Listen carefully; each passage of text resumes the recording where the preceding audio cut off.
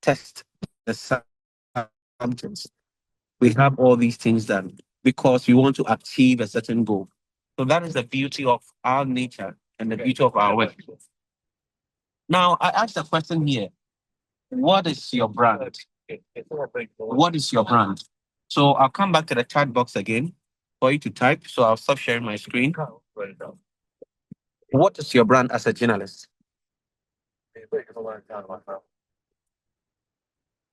What do you stand for? If because we are journalists, yes, we do reporting, but what do you stand for? If a family member has to call you on an issue, is the person going to call you on finance? Is the person going to call you on economics? Is the person going to call you on politics? What is the brand you've created for yourself? And how can we better place ourselves in that regard?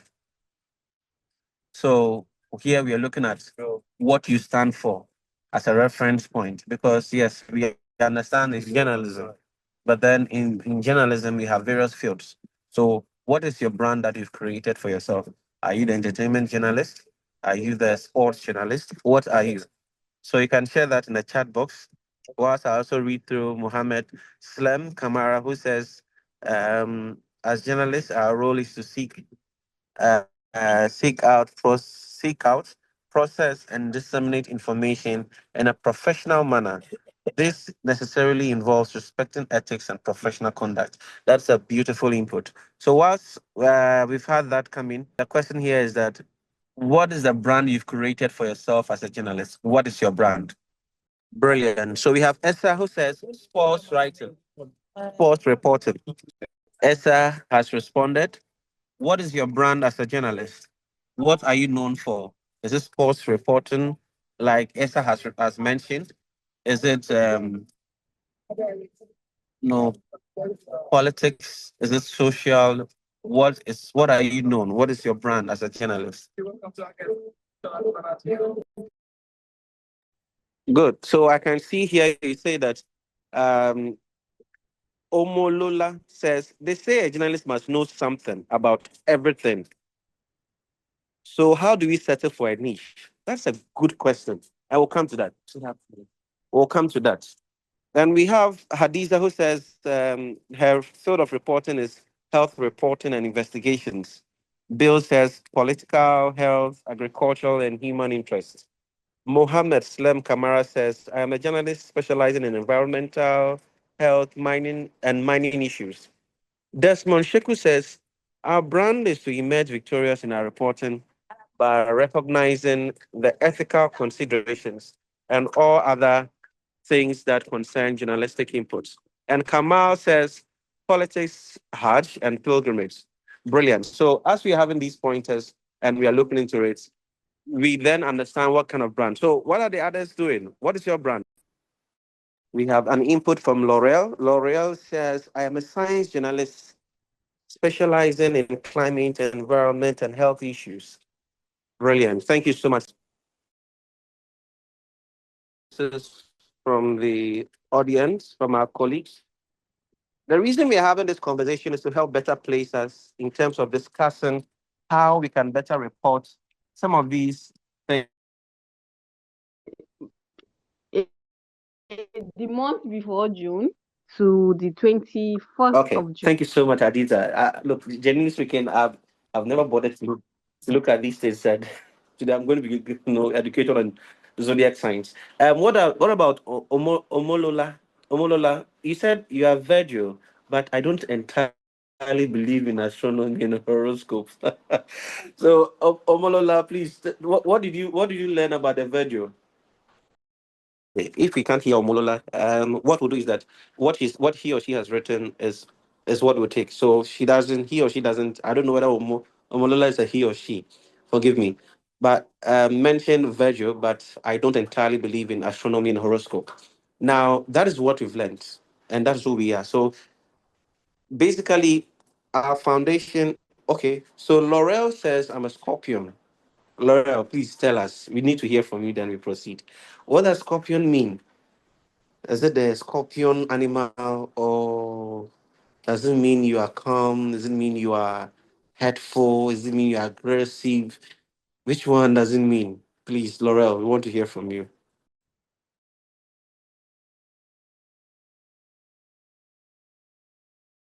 Can I share the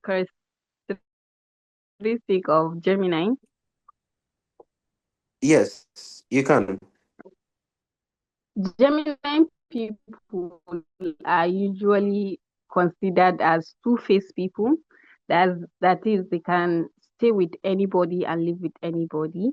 They they talk well, they communicate well, they communicate their feelings very well, and they are usually playful. Yeah, so that's it. Hello. Yes. Sorry. I had forgive me, network issues. Can you take that again for me? Yes, sir. I said Yes. Mm-hmm. Gemini Mm-hmm. people are usually double-faced people. Like they Hey. are intelligent, they are intelligent and also playful, and they can stay with anyone. They can practically communicate and live with anyone. They do communicate their feelings very well. Hey. Wow. These are Gemini people. Thank you so much. I think you belong to that group too as well. Exactly, yeah. Okay, so now the reason we are looking at these things, they form our existence, and the things that we are going to talk about form our existence. We need to understand how it relates to us and how to better tell the stories.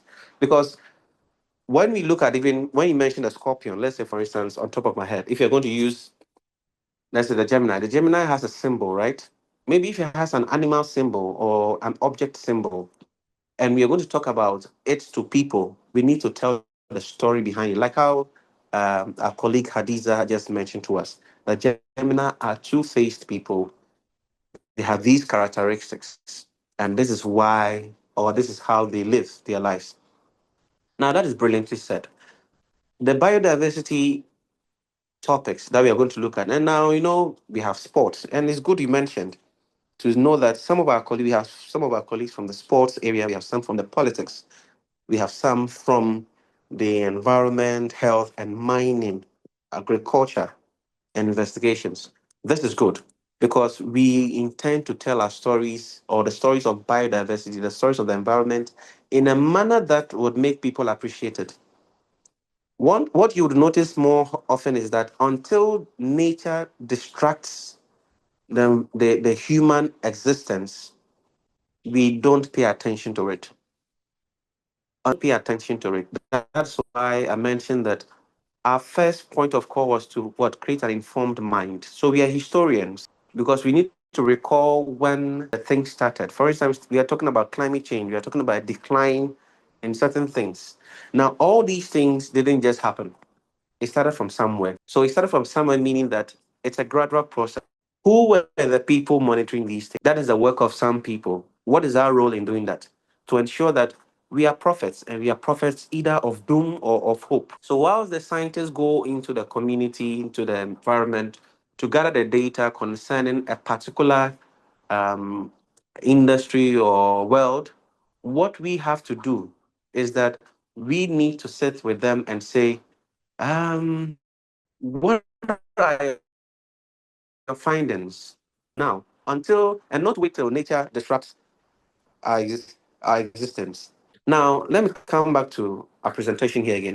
Asked about zodiac signs and asked, does it matter? Does it matter to us as zodiac signs? Now, then, I come here and ask, family totem. When I asked about family totem, we didn't quite get it right. Family totem, as I mentioned, are objects or animals or plants that represent a family or a clan. For instance, in Ghana, the tribes in Ghana here have totem. We have totemic objects. So in your family, what is your family totem? What is your clan totem? When we better understand that, because we're going to tell stories, would you be concerned about the diminishing population of chimpanzees in your community or in your country? Let's say you are reporting from Liberia. Would you be concerned about the diminishing population of chimpanzees in your country as Liberia? Might be saying that why should the reduction of, or the declining population of chimpanzees be concerned, or be of great concern, because we've still not understood how and what their essence is in the community. But family totems here will pique your interest to understand why your ancestors picked a particular animal as its totem. Now, my family totem here is, please, if you're using the chat box, I can't see now because I'm sharing the phone. I'm sharing using the same phone for the your answer might be a stepstone to getting the right answer. No, totems, a lot. They have totems and they have specific animals that they don't eat because of what it means to them, the religious significance, the cultural significance. Therefore, what does it mean? It would make them conserve and preserve that particular animal. That is the story we need to push connected to these animals and these plants. An open conversation again. Where were you? Or, first of all, let me even start. Did your country ever have a lockdown, shutting down all operations in order to tackle COVID 19? Here, I'm coming to you. So please use the comment section or use yes or no and also unmute. Did your country ever shut down its operation or shut down lots of things in order to? So Bushra says yes. Which country is it? Could you also add a country? If your country ever shut down all most operations in order to tackle, good. Okay, Bushra from Nigeria says yes. Nigeria had a shutdown in order to address COVID 19. Please, who next? You can use the chat box to share your thoughts. If your country had a shutdown in order to address COVID 19, did your country ever had a shutdown, have to shut down a lot of operations in order to address COVID 19? Yes, Sierra Leone. Yes, so Desmond from Sierra Leone says, yes, Sierra Leone locked down its operations to address. We continue. Esther from Gambia says, yes, Gambia had to shut down. So that tells us that, okay, so let's have the last. I'm coming back to the presentation again because we're looking at storytelling. Storytelling, in a sense where we are able to connect the environment to people for them to take actions. Now, there it began about the art of survival, herbal medicine, indigenous foods. Can anyone share with us what kind of concoctions they had to prepare at home during those lockdown? Pharmacies were all shut down because not pharmacies were shut down, but they were not accessible because the things you're looking for to fortify yourself, sometimes you're not looking at the hospital, you're not looking at the pharmacy because most of us wouldn't be able to afford, the population wouldn't be able to afford that. Those in rural communities had to switch to other things, the art of survival. During COVID 19, I'm sure you drank some concoction. What do you think in your body? Says neem leaves, and dry pawpaw leaves with cloves. And that's from, I think Esther's from Ghana. Then Bushra from Nigeria says, boiling of ginger, garlic, and cloves to drink in Nigeria. Wow. Obviously, today I'm getting more tips. I think I'll fortify myself too as well. Please, from other countries, let's share our thoughts. What did you do? Because when there was a shutdown during COVID, I know you are not using the pharmacy as your next point. You had to fortify yourself. What happened to you? What did you do? How did you fortify yourself? I know we all did concoctions. I'm one of them. Please, I'll share my mixture with you too. So Zainab from Nigeria says breathing with salt water in Nigeria. Let me share mine as we are getting more. Obviously, I also the neem tree was so much. In fact, I'm sure if mosquitoes were to have bitten me during that COVID time, they would have been tasting neem tree flavored blood, because I genuinely drank neem tree like anything, like water, and I'm sure I abused it because, goodness, we had to all go back to the art of surviving because COVID 19 is in. We really had no access or little access to the medication, and that is when the injections have started coming in. So Zainab shared more. She says that the frequent use of hand sanitizer and knowing not all hand sanitizer have the required alcohol content. Great. Essa from Gambia says boiling and drinking pawpaw and neem tree leaves in Gambia. Oh, I think Essa and Essa Lowe and Esther from Ghana share the same points. That's interesting.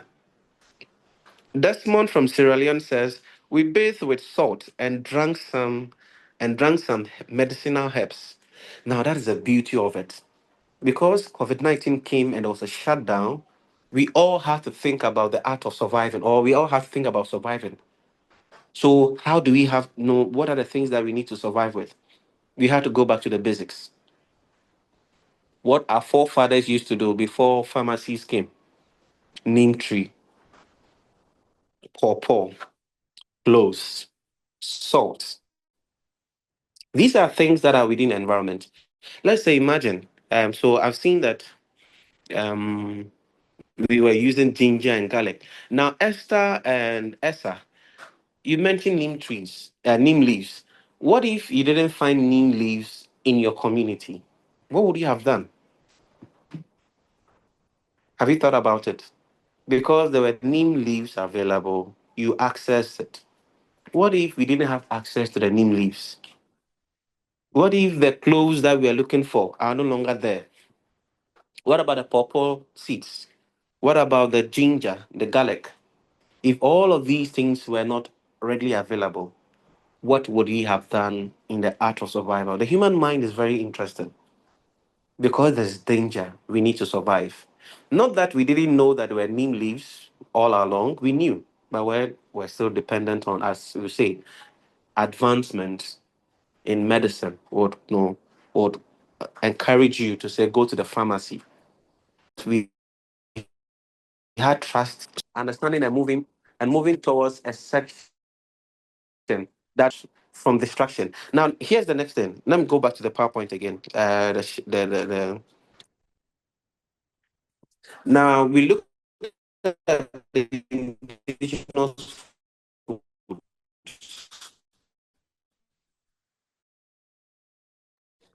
All right. So wait, hello. So I think are you coming around to check you? I think yes. So if so I'm coming to Esa again. He says if they are not available by then, we have to wait for the modern medication. That's my question about what would you have done if the neem leaves and all the purple seeds, the garlic and the ginger weren't there. Laurel says we drank portions made from small cloves, coolers, and alcohol. Malaria herbal teas, but fortified with ginger. That's interesting. Now I came back to the food aspect. What were some of the indigenous foods that we had to rely on so much in the art to survive? Remember, we are looking at biodiversity, looking at how to tell these stories better. Because it is through these things that we are able to tell and connect people to the very things that we want them to be concerned about. Because if you say, oh, you need to plant more neem trees, the neem trees population is declining, you need to plant more. They'll ask you, why should we plant neem tree? Why shouldn't we plant mango instead? That's the question they're going to ask you. And how do you tell your story? Just about 4 pictures of yourself planting a neem tree, planting maybe planting a neem tree, of you harvesting neem leaves, of you boiling and you drinking, tells that big story about how you intend to cause an action, cause a change in your community, with people understanding that they need to protect the environment, they need to plant more trees because at the time of survival, you had to rely on him, and that is the story we need to push out there. Do we get it now? The indigenous foods that you had to rely on because there were no longer importations of food or certain cereal, certain things. And the thing is, the food that you used not to eat them for a long time, you had to start eating them because those are the ones that are available. And those are the ones that the family is saying that that is what will fortify you properly. So what do? We had to change that. So that is what we have individuals and as people who are regularly looking at telling stories of our community and ensuring that we make the right decisions. Now, let's look at one other thing here again. As I mentioned about the foods, we are now going to the next item about here. Sorry, let me do this in a bit. Endangered species. looking at endangered species. What are endangered species? Because you're looking at biodiversity. What are endangered species? Now, in your country, what are the plants or animals that are reducing in population? I'll give you some time to think about it. What are the plants or animals that are reducing population? And I'm going to post this link on the chat box. Please use that link to go there and search for your country and look out for what the endangered species are. So I'm putting that in the chat box now. You click on it and then you go there and search for your country. So yes, I've pasted it there. So kindly click on it, go in there, search for an animal or anything, and now search like 5 minutes to do that, and you can reconvene again. So in 5 minutes, click on the link, go to that website to understand what the endangered species conversation. Much more, yes. There are solutions. And how do we work around these solutions? First of all, we need to report them. We need to write about them. Remember what happened during COVID-19? There were so many innovations. There were innovations on how to use even there's something called in Ghana, for instance, we have something called the Veronica bucket. And from it, we had so many innovations that came up. We had hand sanitizers. People had to work around different formulas. We had to work on things that would support the human survival or human existence. What are some of the solutions, environmental solutions that individuals within our communities are working on? Organizations are working on that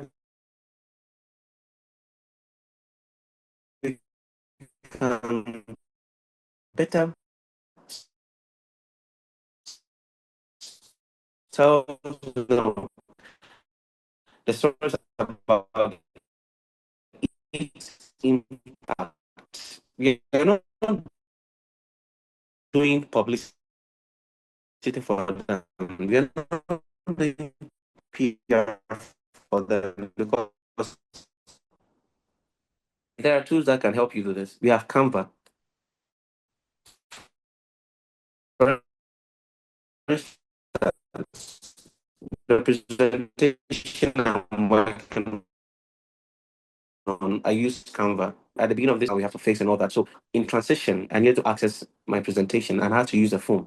Imagine if I couldn't have done that. So Canva gives you the leverage. There's a paid for version and there's a free version. And we understand paid for gives you more access to packages. Um, Free has limited access, but even with that, we are still able to do more and do better. Now we have some phones have its own editing software, and I will share some of them with you as we move along. We can also use Adobe Lightroom. Adobe Lightroom, it has its own phone version. You can sign up. Adobe Photoshop also exists on phone. So phone photography here is that what are you going to capture, ladies and gentlemen? What comes to your mind in saying that you want to use mobile photography to tell the stories in your community? What you can simply do is, so first of all, one, let's look at someone who had produced a solution to address let's say flooding in your community. Okay, so the gentleman did not develop some nice initiative where that is going to address flooding in your community or in a community. What we can do is that we interview the person with a phone. We take a picture of the person. Let's say 5 photos of the person to tell the story about how the person is taking action to resolve things in our community. We don't need to always be thinking about having to get a camera, a digital camera, before we can go out to capture images. Perhaps some of the things that you might want to do might require that. But with your phone, I always say that we use what we have to get what we can do now, or what we can get now. The reason is that if you have the phone and you can capture some images around you can video someone talking about his or a solution.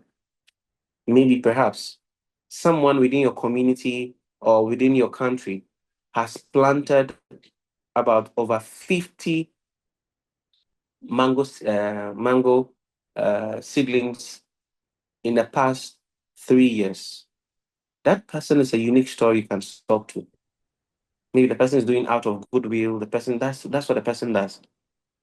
That's how we tell the story. Capturing the image and moving forward. Now, I know some of us know what Wangachi is. Wangachi, well, I had to learn it as Wangachi because I did this documentary in Burkina Faso, not Burkina Faso, northern Benin. So they mention as Wangachi. Honestly, in Ghana, we pronounce it as Wagashi. So I'm like, what is Wangachi? What's Wangachi? And they said, well, how do you say this? They described what the food was. And I said, oh, we call it Wagashi. So I don't know how you call that in your community, whether it's Wagashi or Wangachi, whichever way. But in the making of this Wangachi here, this is the phone. These pictures you're seeing here were taken by phone. And this is what I can use to tell story. First of all, Wangachi is produced from cow milk, right? So this is the elderly man having to milk the cow. This year, the second image, there are people seated in the where the Wangachi is going to be produced. These are two images. Now, the caption and the write-up I would add to it will tell people what this means and how that could impact them. Now, happened here is that, you know, sometimes there's a low stock of cows. So what happens then? If there's no milk, what is the alternative to help you still produce this nutritious meal for the people? So here is a PhD student who has an idea to use soya in place of the original milk. So that innovation alone speaks so much. There's a documentary on that. I will share that with you. Now, in terms of videography, what can we do? What are the apps that we can use to edit our videos that we shoot? I know sometimes we shoot in portrait and landscape. So we have edits by Instagram. Now, edits is an app itself on Instagram that we can use to edit videos. We have Premiere Pro, which you can have on the phone as well as the laptops. We have TikTok. Now, that's one thing people are not noticing, or lots of people aren't paying attention to. When you are trying to upload videos to TikTok, it gives you the option to edit the video. And ladies and gentlemen, that is a very brilliant and a great tool. The only thing you just need to have internet. Look, you can edit a video on TikTok and it looks so great and professional because they have all these AI features there. They have all these things that you might not get on other apps, or the other apps are saying you should pay for. For instance, CapCut. If you have to mute the noise in a video on CapCut, that should be um, a premier, um, a premium, not a premier, a premium version. But in TikTok, you can mute the noise. On Edits, Edits is an app by Instagram. When you use Edits, you can mute the noise. Well, as we talk about the advantages, they also have its own limitations as well. So, what we can do as people within the industry is to understand that these are the tools that are readily available and how can we use them. Instagram, here again, I'm mentioning Instagram.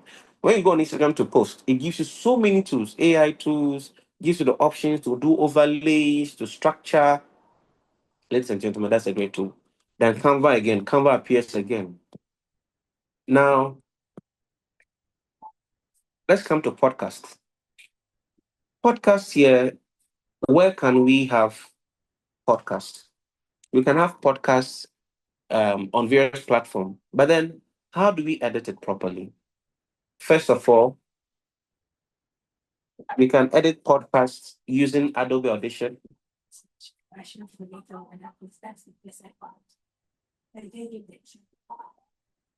We have Audacity, we have Premiere Pro, we have DaVinci, we also have phone recorders.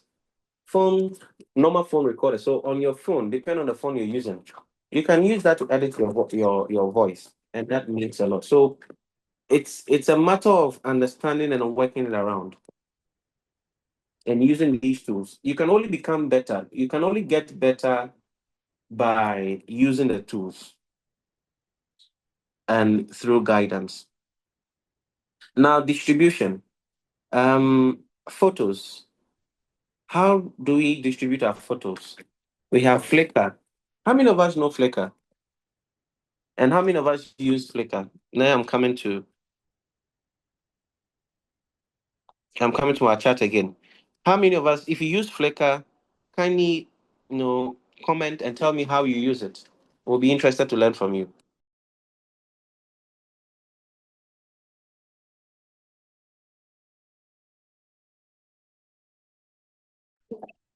Okay, so Esa says he's never used it. Okay. And then okay, so let me come back to also the comments. So Esther says, then when I asked about the endangered species, he says, I have found that Gambian animals are being classified in various categories. For instance, Gambian mangoes and okay, Gambian agama, interesting. And Desmond says, I saw Prinia schitolias as an endangered species recently assessed, but the total number is decreasing from Sierra Leone. That is great. Now, what we are looking at currently is now looking at the various platforms, how they exist and how we can better use them. So let me go back to the presentation here.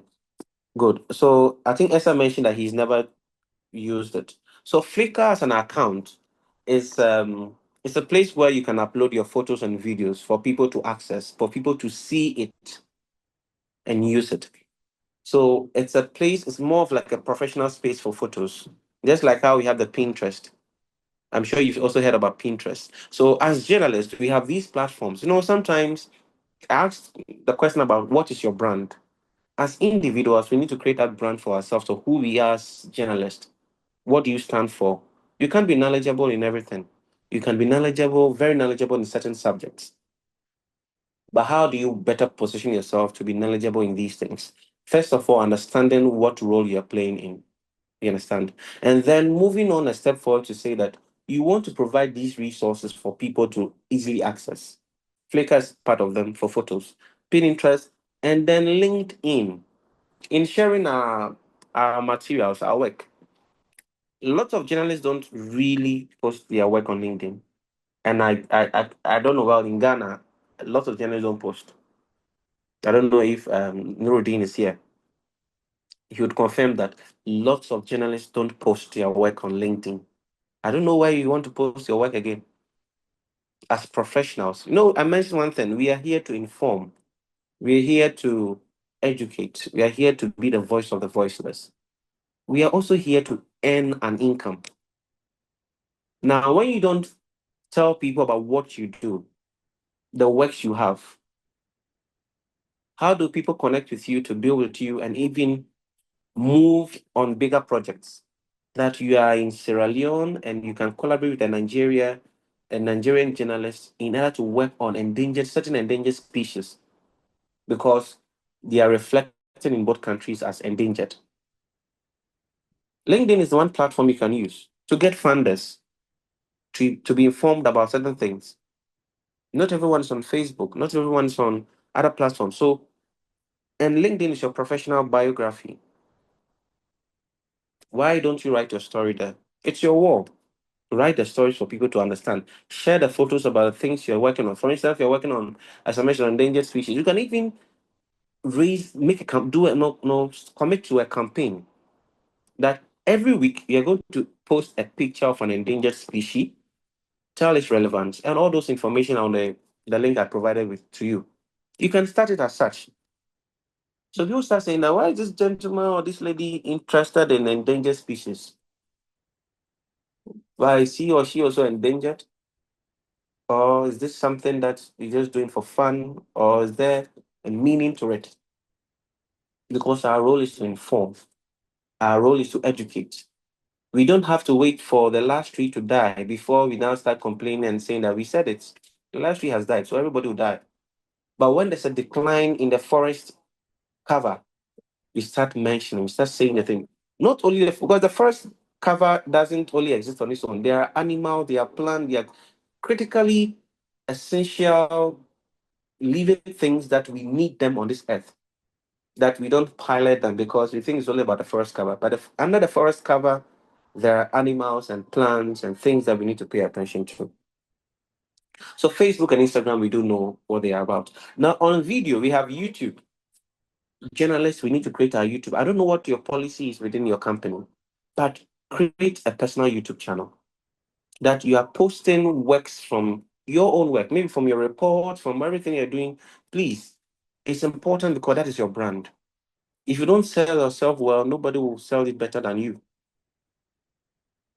If you're a journalist reporting, you're a presenter, you're on TV, on radio, and all you do is just be on TV and radio, and you're not interested in writing, you're not interested in taking these short videos from your station and posting them on your timeline, my dear sister, brother, when you apply for grants and funds, they'll ask you, and you can't go and take a whole bulletin and send it to them and say, watch, at this timestamp, you see me. It doesn't work well. So we need to be intentional about how we want people to see us and how we want our work to be out there. We are the voice for the voiceless, but are you the same voice for your own brand? Because yes, those we are representing, those we want to improve on are there. They are listening. But do we also have the opportunity to talk about our own brand as well? So whilst we look at that, Wikimedia Commons exists. Most of us use Wikimedia Commons unknowingly. That place you can access the videos and pictures without having to think so much and think about corporate issues. I mentioned LinkedIn here as well. WhatsApp channel. As a journalist, you can create a WhatsApp channel to inform people because lots of people spend time on WhatsApp. So why don't you create a WhatsApp channel? You don't pay anything for it, my dear sister and brother. WhatsApp channel, you don't pay anything for it. So why won't you post it? The trick is that create the WhatsApp channel, post the content there, and post and share it on your status. Anyone who sees this will just click on your status and comes to your channel. When the person comes to the channel and sees more important and relevant information, that is how you align. That's TikTok. With audio, we have SoundCloud, Spotify, Anchor, and YouTube podcast. YouTube has a podcast version. That's something interesting and something a lot of people also not paid attention. YouTube has a podcast session. When you're making the uploads, it asks about podcasts or the video only. So please explore that accordingly. So these are the things that we have. What are you using? Where do you get your information from? Ladies and gentlemen, you can't be an island. You need to connect yourselves with groups, environmental groups. So if environmental groups are doing their outreach, they are going to a particular community to go and maybe talk about something, environmental conservation. You can tag along as a media rep. You can tag along, go in there, and capture what lots of more what they are doing, and then also even asking questions and even forming your connections. The government, with its initiatives, the UN, international CSO, the universities. In Ghana here, KNUST has been producing, that's the Kwame Nkrumah University of Science and Technology, has been producing some um, technologies to, to address some of our indigenous activities and or phase out some of our indigenous activities that were more manual. So, for instance, pounding fufu. In Ghana, we pound our fufu. I know in some countries you also have fufu that you also consume.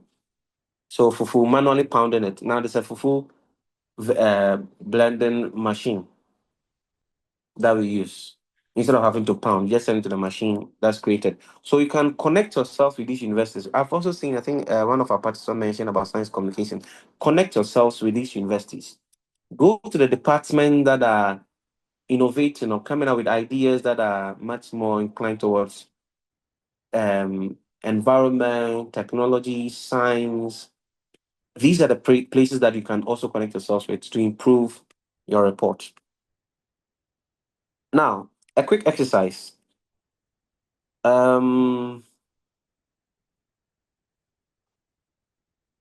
we intend to do here is that we are going to identify one of the endangered species in your community or country. Secondly, we are going to take a video of yourself explaining the essence of the plant or animal and the causes for its extinction. Add a caption, then post. Or you can take a photo or get a photo from Wikimedia Commons, add a short write-up on its essence and the causes of its extinction. Check the IUCN website and list for the list of endangered species in your country. So we are going to do this as individuals. That is our take home. We are going to do this as individual endangered species in your country. You're going to do it and you're going to post it on your social media platform. Then you share the links on the platform on the page. So we all go look at it. We'll comment, we'll like, we'll share.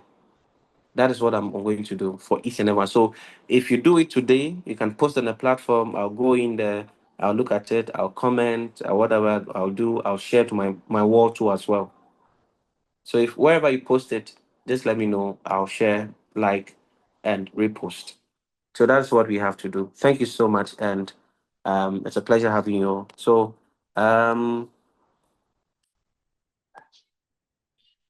yes. So there's okay. Anne Esther says, I found cuckoo shrikes are endangered and decreasing in Ghana, mostly due to deforestation and the scary noise that comes with these dynamite blasts and heavy machinery sounds. Thank you so much, Esther. And then, ladies and gentlemen, we've come to the final chapter of our session today. What is the feedback you have? Do you have questions? Do you have insights? What do you have?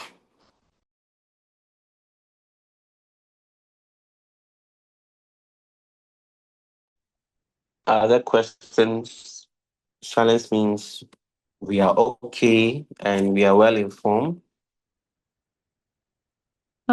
Please, Mr. Daniel, I wanted to know if there is a specific is it ICUN website you were referring to? Is it the one you shared on the chat page, or when we click on the browser, we'll find it? Okay, the one I shared on the page. So I'm sharing it. Okay, I'll share the one I shared in the chat. That link, when you click on that link, it will send you to the website. Then on the website, you look for your country and what the endangered species are. Okay. And Esther says the classes were so interactive. I enjoyed it. Thanks so much, sir. Thank you to my colleague Esther. And Laurel says, thank you for the quality of your presentation. Thank you to Laurel. Bushra says, kindly type out the assignment here. The network here is back. Okay. So what I'll do is that I'll put everything on the page, on the WhatsApp page for easy reference. I've even I've put. Oh, great, great, great, great, great. Thank you so much.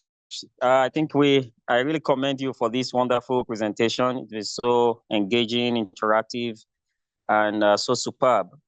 Thank you so much. We thank you for impacting this knowledge on us. Thank you once again. Thank you so much. Thank you so much.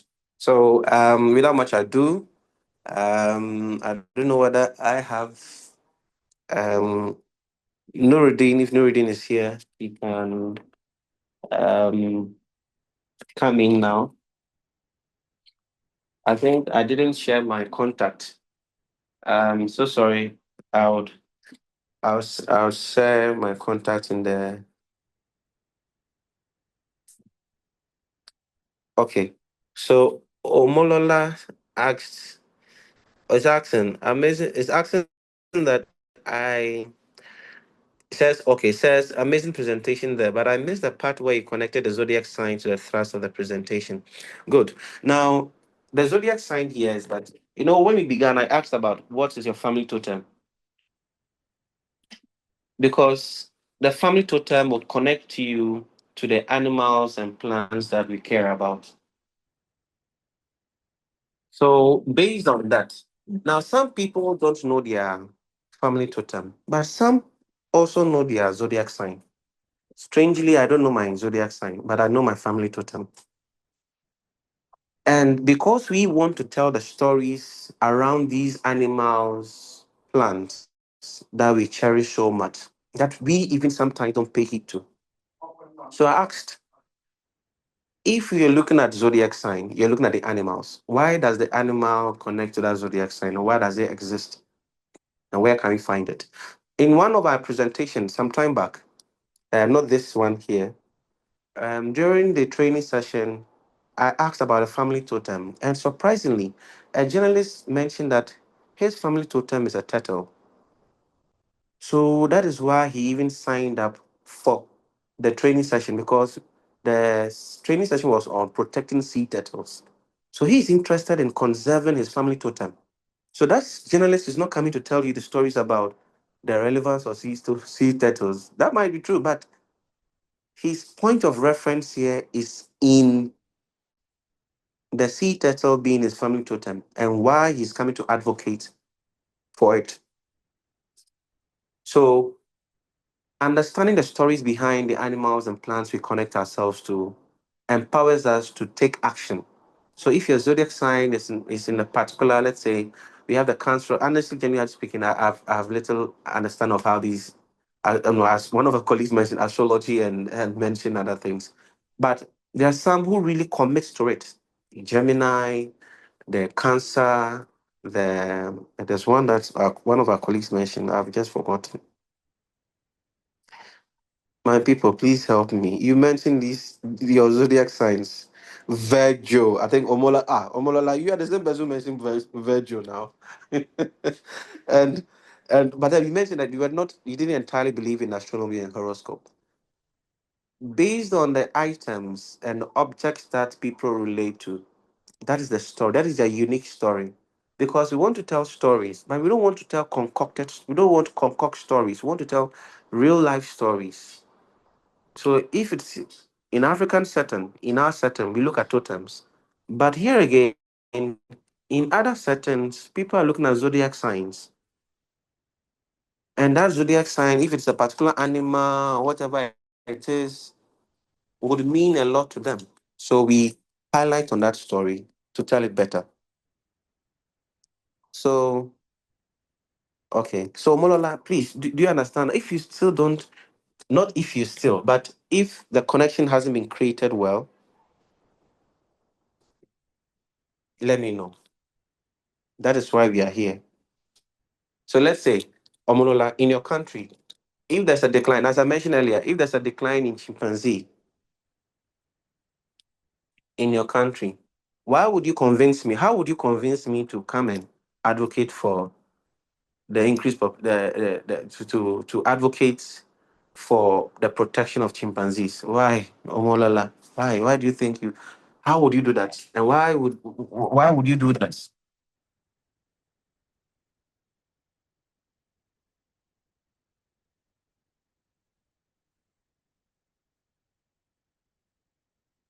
Is Omolola still here? Yes, I'm with you. I'm trying to type in the comment section. Please say that again. I'm trying to type in the comment section. Oh, okay. Then kindly type. You can type in the comment section. I'll read it. I'll read it, and I'll gladly do a follow up on that.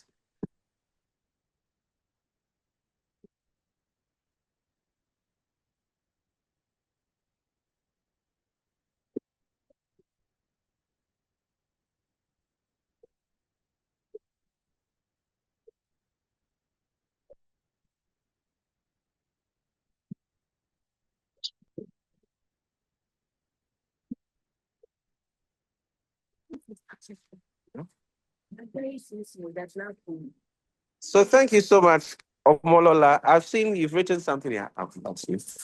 You said because chimpanzees are older cousins, right?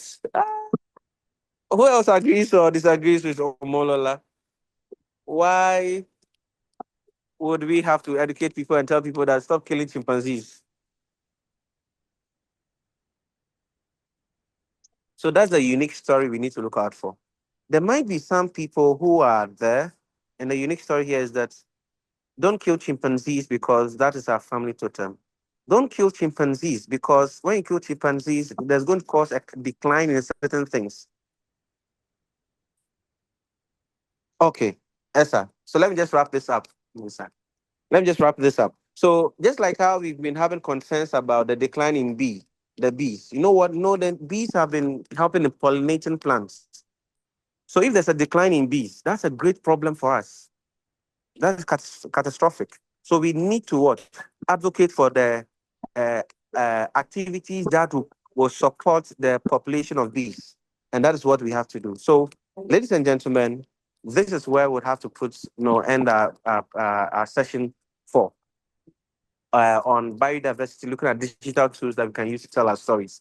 But first of all, we needed to understand what story we need to tell, how we need to tell it, and then there are tools available to help us tell the stories better. So thank you so much. It's a pleasure having you all. Be safe and have a great weekend. Thank you very much, Mr. Daniel. And I'm sorry for my absence within the first few minutes. I was still at clinic, so I had to wrap up then ask permission before joining. I'm grateful I was able to join the session, and I'm glad we were all able to learn something from what he has taught us today. And at least we should be able to look at this and use it to get our stories straight, especially on the media platforms we put them on. Because here in Ghana, most often we see certain stories, you realize this thing is not as it's supposed to be, but then we overlook it. So our advice with what we've learned with him today, we should be able to get our stories straight. We should get the facts behind our stories. And then he teaching us the ways we can put our stories, what we have to find, what we need to put our stories on the various social media platforms, as well as where we can even share our stories. I'm looking forward to us following up with those things and at least trying to let the world, the public, know more about what is happening in our society in relation to biodiversity. Thank you very much, Mr. Daniel, once again. Thank you too, Esther. And it's a pleasure having you all. Okay, so the video, maximum 3 minutes. But you can have a 1 minute video or 2 minutes, but maximum 3 minutes is okay. We can do less of that. Less of that. It's fine. Okay, since no one has any more questions, I think we come to the end of today's session. And please let's not forget the assignments he has given to us, the take home he has given to us. We should be able to work on it and submit them. We know our usual emails that we submit our assignments to. If you've forgotten, no need to worry much. I'll update it on the WhatsApp page so that we can be able to share the info we got from the various assignments. He gave us 3 questions. So put everything together, then I'll share the emails that we are supposed to send to so that various leaders will go through and let us know how best we've been able to get through with our training so far. Thank you very much. I hope everyone have a glorious evening and a great weekend. See you again next Friday.